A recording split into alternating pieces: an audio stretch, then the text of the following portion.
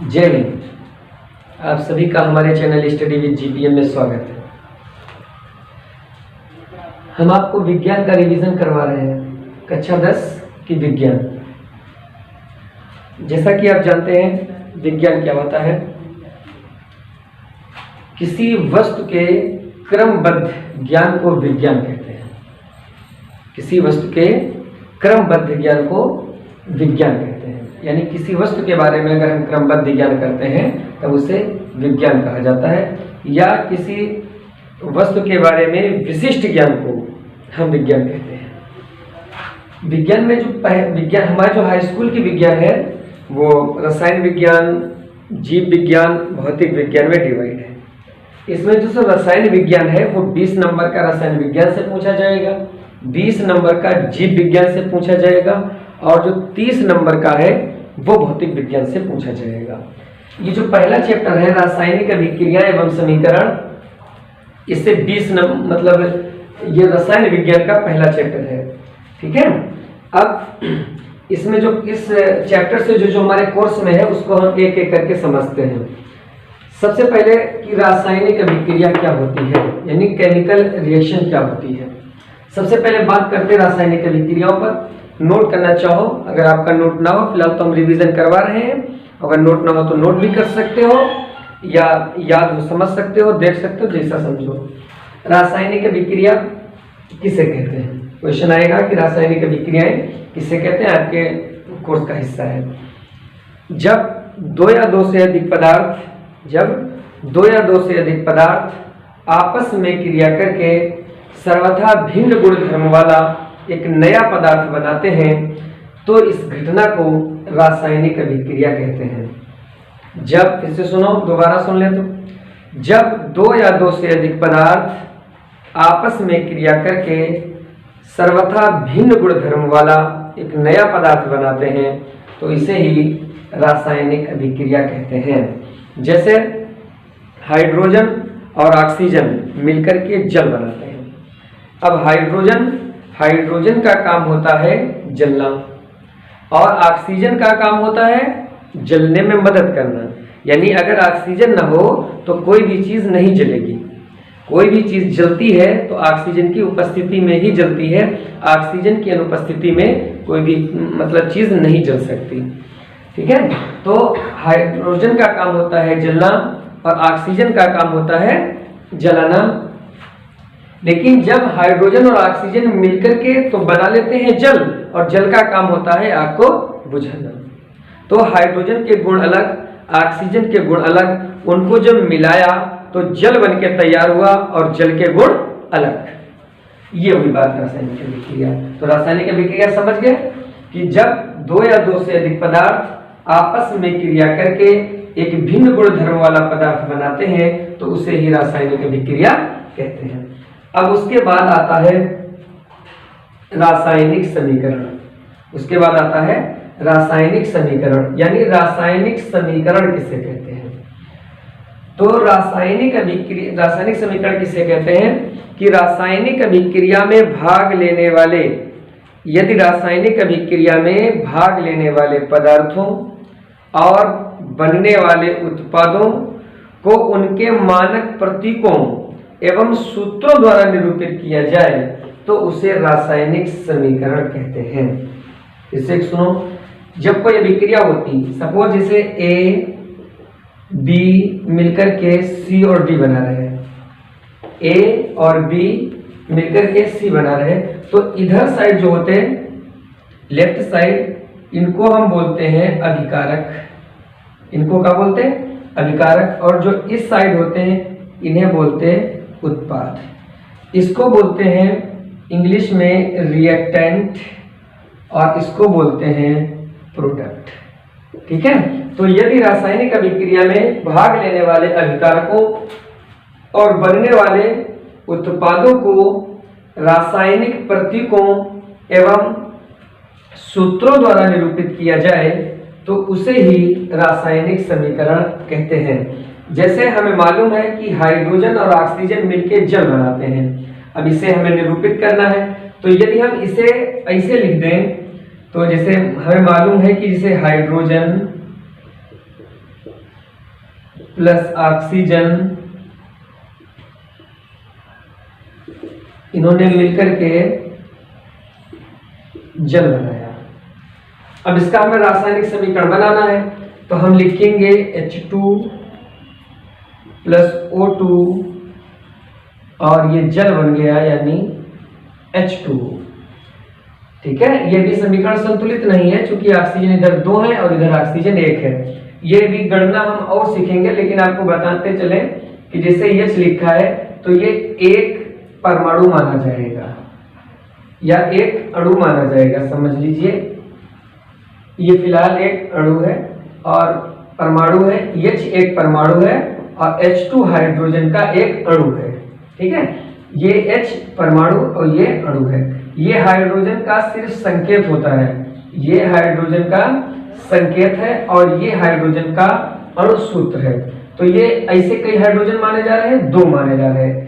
अगर इससे पहले किसी से लगे हो, गिनती ये लिखी हो पहले, तब भी ये 2 ही हाइड्रोजन माने जाएंगे। ये 2 हाइड्रोजन माने जाएंगे, लेकिन इधर अगर 2 लगा दें तो 2 दूना 4 माने जाएंगे। ये भी हमें इस वाले में जब समीकरण का संतुलित करना सिखाएंगे तब बताएंगे।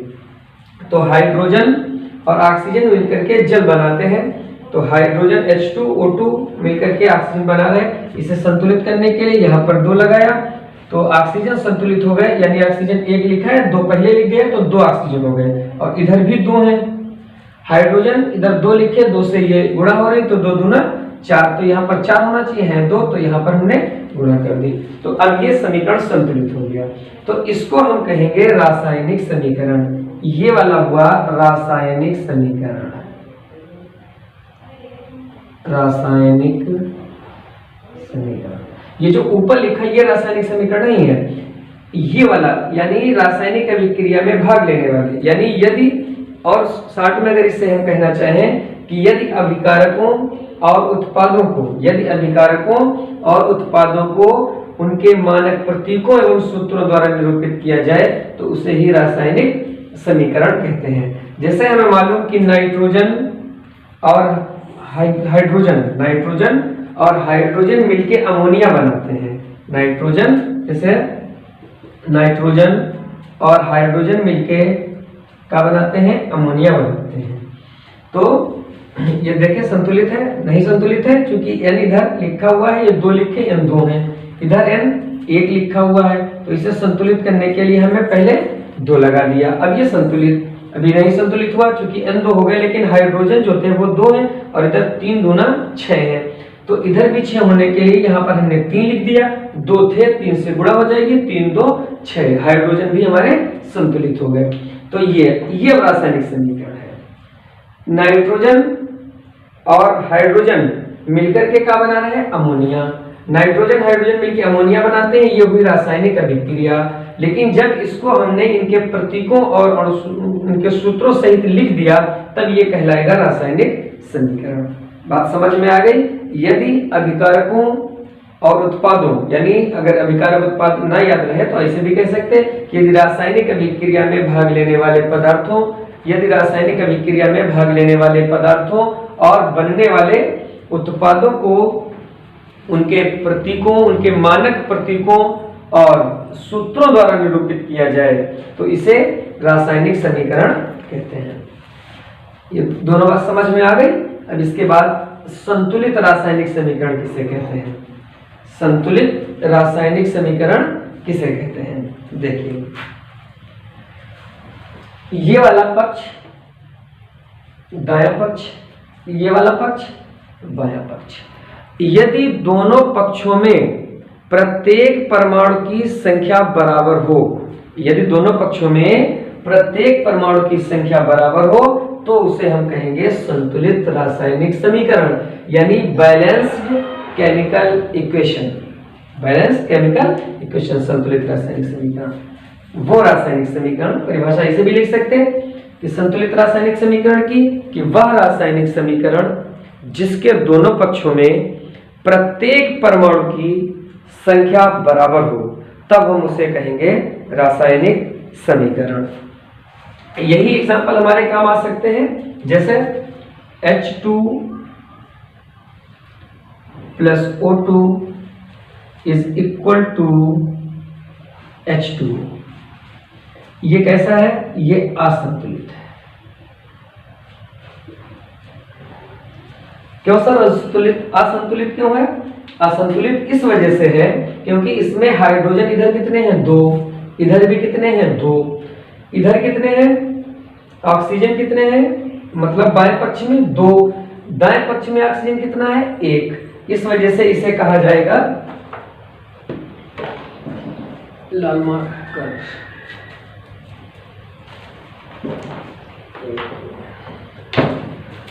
अब हम इसे करते हैं संतुलित।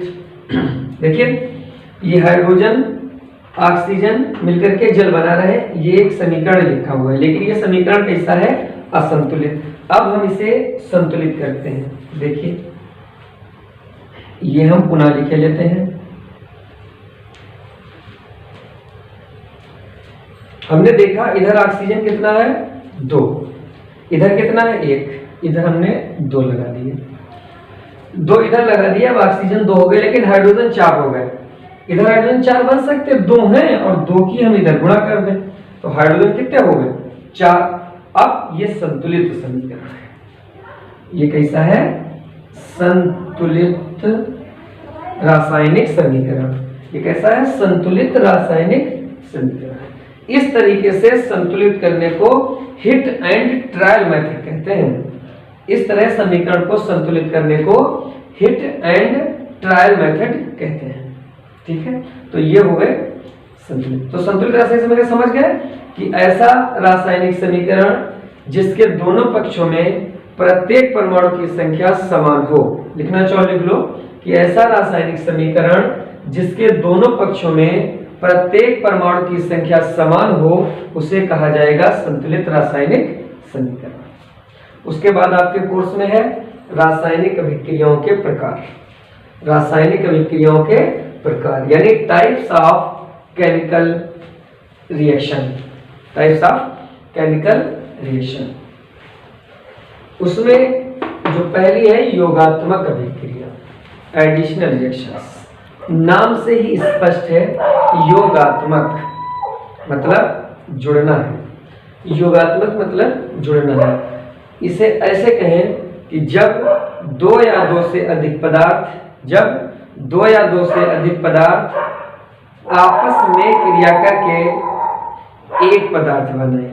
जब 2 या 2 से अधिक पदार्थ आपस में क्रिया करके एक पदार्थ बनाते हैं तो इसे हम योगात्मक अभिक्रिया कहते हैं। फिर से सुनो, जब 2 या 2 से अधिक पदार्थ आपस में क्रिया करके एक पदार्थ बनाते हैं तो इसे हम योगात्मक अभिक्रिया कहते हैं। जैसे वही बात, ये एग्जांपल लिख सकते हैं, दूसरे ले सकते हैं। जैसे ये 2Mg, ये मैग्नीशियम है। मैग्नीशियम ने ऑक्सीजन से क्रिया करी तो 2 पदार्थ आपस में क्रिया कर रहे हैं। ये 2 पदार्थ आपस में, मैग्नीशियम और ऑक्सीजन, ये आपस में क्रिया कर रहे हैं और ये बनाएंगे मैग्नीशियम ऑक्साइड। क्या बनाएंगे?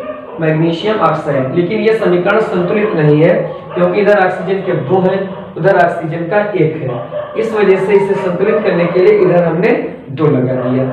ये संतुलित, अभी इधर ऑक्सीजन के तो 2 हो गए, लेकिन Mg के भी तो 2 हो गए भाई। ये 2 O के साथ भी लगा है और Mg के साथ भी लगा है।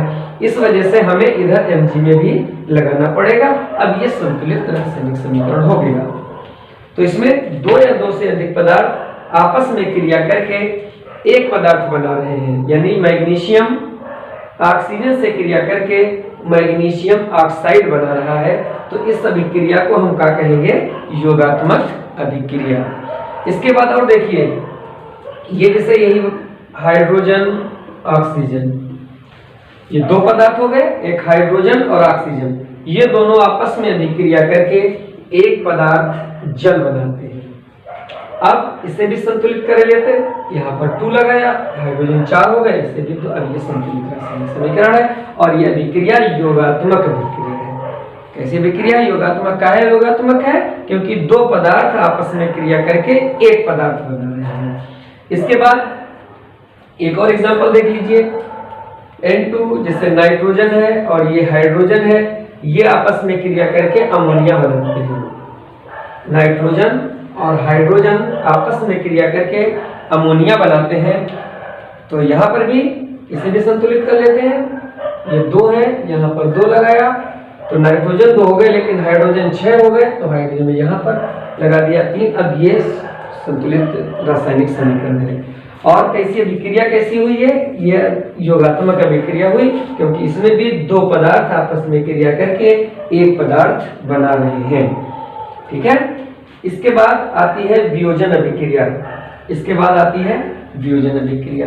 योगात्मक के नाम से हम समझ गए थे कि इसमें 2 जुड़ करके योग, मतलब इसे 2 2 4, तो 2 2 जोड़े 4 हुए। इसी तरीके से 2 पदार्थ जुड़ के एक पदार्थ बना रहे, तो योगात्मक अभिक्रिया। वियोजन इसका उल्टा, डिसोसिएशन रिएक्शंस। इसमें वियोजन अभिक्रिया में जब एक पदार्थ 2 या 2 से अधिक पदार्थों में टूट जाए, जब एक पदार्थ 2 या 2 से अधिक पदार्थों में टूट जाए, उसे कहा जाएगा वियोजन अभिक्रिया या अपघटन अभिक्रिया।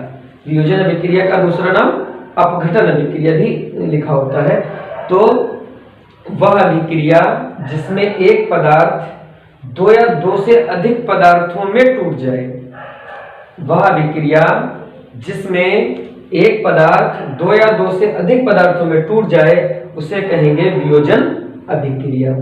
ये वियोजन अभिक्रियाएं 3 तरह से हो सकती हैं। एक हो सकता है ऊष्मीय वियोजन, यही वाली हो सकती है, जैसे ये NH3 है, अमोनिया जैसे बन रही है ये NH3।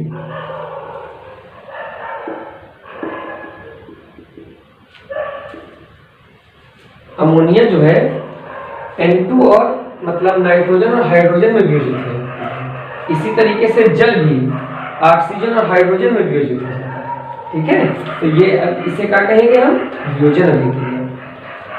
ये इस वजह से लिख दें कि आप एक रिएक्शन याद कर लो, इसमें भी काम देगी और इसमें भी काम देगी। यानी ऐसे लिख दिया तो ये योगात्मक अभिक्रिया, उल्टा इधर से लिख दिया तो ये वियोजन अभिक्रिया में लिख सकते हैं।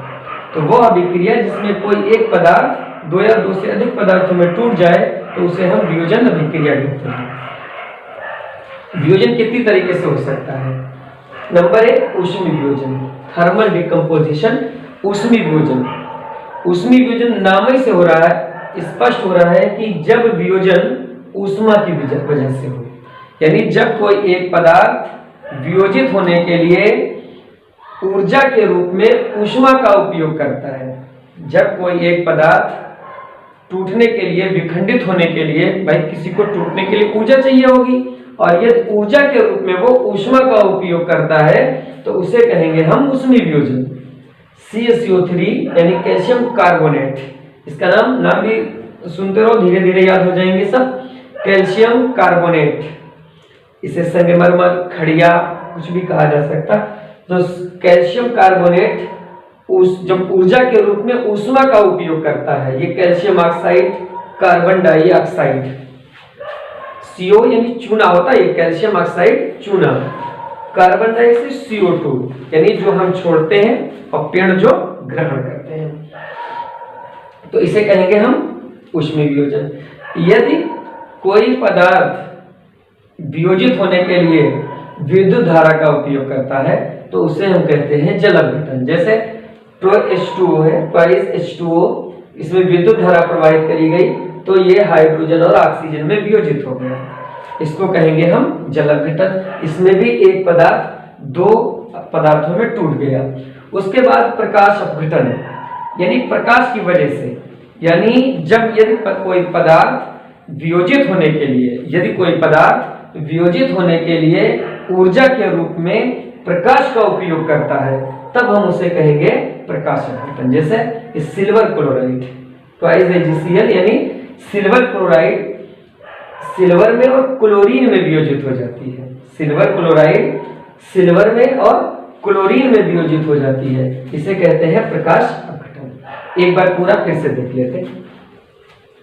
सबसे पहले रासायनिक अभिक्रिया की, रासायनिक अभिक्रिया किसे कहते हैं, यही आपको याद, क्लास में बस आप बने रहिएगा, देखिएगा, समझिएगा। एक मतलब हम वीडियो जो ये हाई स्कूल विज्ञान के डालेंगे, एक दिन गैप दे के डालेंगे। अगर आपको एक दिन में नहीं समझ में आता है तो इसे 2 बार देखिए, 2 दिन आपके लिए दिए जाएंगे, और 2 दिन देखिए, हम फिर एक एक दिन के विषय हमने आज ये वीडियो आया है। अब कल जो है हाई स्कूल का वीडियो नहीं आएगा, अगले दिन फिर हाई स्कूल का वीडियो आएगा, ताकि आपको अगर देखना चाहो तो 2 बार इस वीडियो को देख सकते हो। प्लीज देखिएगा जरूर, फिर अपनी तैयारी 8 दिन के बाद हमें बताइएगा कि कितनी तैयारी हो गई। एक ही वीडियो से आप समझ जाएंगे कि हम कैसे पढ़ाएंगे और आपको कैसे याद कराएंगे। रासायनिक अभिक्रिया किसे कहते हैं? जब 2 या 2 से अधिक पदार्थ आपस में क्रिया करके एक भिन्न गुण धर्म वाला पदार्थ बनाते हैं तो उसे हम रासायनिक अभिक्रिया कहते हैं। रासायनिक समीकरण किसे कहते हैं? यदि रासायनिक अभिक्रिया में भाग लेने वाले पदार्थों और बनने वाले उत्पादों को उनके मानक प्रतीकों मतलब हाइड्रोजन को H से ही लिखा जाता है, ऐसे ऑक्सीजन को O, ऑक्सीजन का मानक प्रतीक। तो यदि रासायनिक अभिक्रिया में भाग लेने वाले पदार्थों और बनने वाले उत्पादों को उनके मानक प्रतीकों और सूत्रों द्वारा निरूपित किया जाए तो उसे कहते हैं रासायनिक समीकरण। संतुलित रासायनिक समीकरण किसे कहते हैं? संतुलित रासायनिक समीकरण किसे कहते हैं? यानी वो रासायनिक समीकरण जिसके दोनों पक्षों में प्रत्येक परमाणु की संख्या समान हो उसे कहते हैं संतुलित रासायनिक समीकरण। जैसे इधर 2 है तो इधर भी 2 ही होने चाहिए, लेकिन ऑक्सीजन इधर 2 है इधर 1 है, तो इस वजह से ये असंतुलित रासायनिक समीकरण हो गया। इधर हाइड्रोजन 4 है, इधर भी 4 है, इधर ऑक्सीजन 2 है, इधर भी 2 है, इस वजह से ये संतुलित हो गया। उसके बाद रासायनिक अभिक्रियाओं के प्रकार पढ़े। इसमें रासायनिक पहली अभिक्रिया ये योगात्मक अभिक्रिया। योग माने होता है जोड़ना, ऐड माने जोड़ना, यानी जब 2 या 2 से अधिक पदार्थ आपस में क्रिया करके एक पदार्थ बनाते हैं तो इसे बोला जाता है योगात्मक अभिक्रिया। ये एग्जाम्पल हमने बताए। उसके बाद वियोजन अभिक्रिया, टूटना। जब कोई एक पदार्थ 2 या 2 से अधिक पदार्थों में टूट जाए तो उसे कहते हैं वियोजन अभिक्रिया। जैसे अमोनिया 2 पदार्थों में टूट गए। लेकिन वियोजन कितनी तरह से हो सकता है? एक ऊष्मीय वियोजन होता, एक जल अपघटन होता, एक प्रकाश अपघटन होता। यदि कोई पदार्थ टूटने के लिए ऊर्जा के रूप में ऊष्मा का उपयोग करता है तो उसे ऊष्मीय वियोजन कहा जाता है। यदि कोई पदार्थ 2 या 2 से अधिक पदार्थों में टूटने के लिए विद्युत धारा का उपयोग करता है उसे जल अपघटन कहा जाता है। यदि कोई एक पदार्थ टूटने के लिए ऊर्जा के रूप में सूर्य के प्रकाश का उपयोग करता है तो उसे प्रकाश अपघटन कहा जाता है। तो बने रहिएगा हमारे साथ। आज के लिए बस इतना ही, मिलते हैं अगले वीडियो में। Thank you.